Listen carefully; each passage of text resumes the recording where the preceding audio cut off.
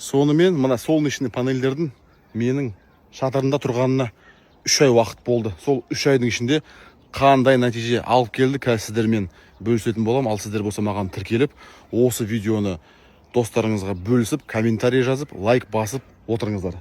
Менде шатырымда 50 киловаттық станция күн қазір міне отырып бара жатыр. Солнечный станция уже қазір тоқ беріп атқан жоқ.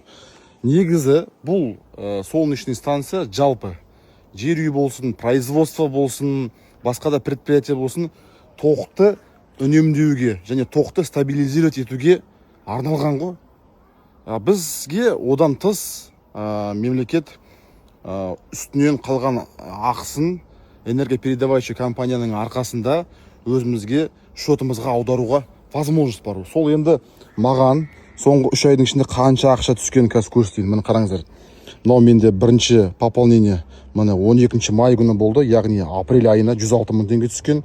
9 июнь күні май айына 320 мың теңге түскен.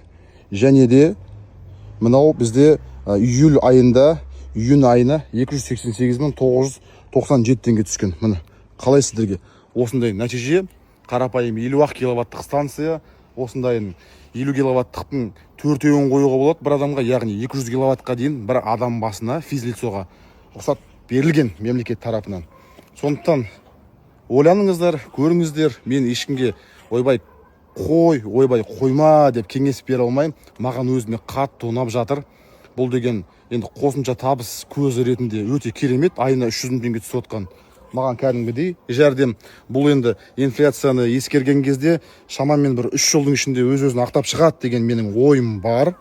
Одан кейін сол 3 жыл емес 4 жыл болсын, 4 жылдан кейін өз-өзін ақтап шыққаннан кейін осы ай сайын 300 мың теңге қазір ол 5 жылдан кейін светтің ақшасы 2 есе қымбаттаса ай сайын 500-600 мың теңге менің пенсиям болады. Сондықтан достар, өздеріңіз көріңіздер, өздеріңіз ойлаңыздар. Міне осындай керемет станция орнатып алсаңыз, крышаңызда зря тұр ғой, бос орын.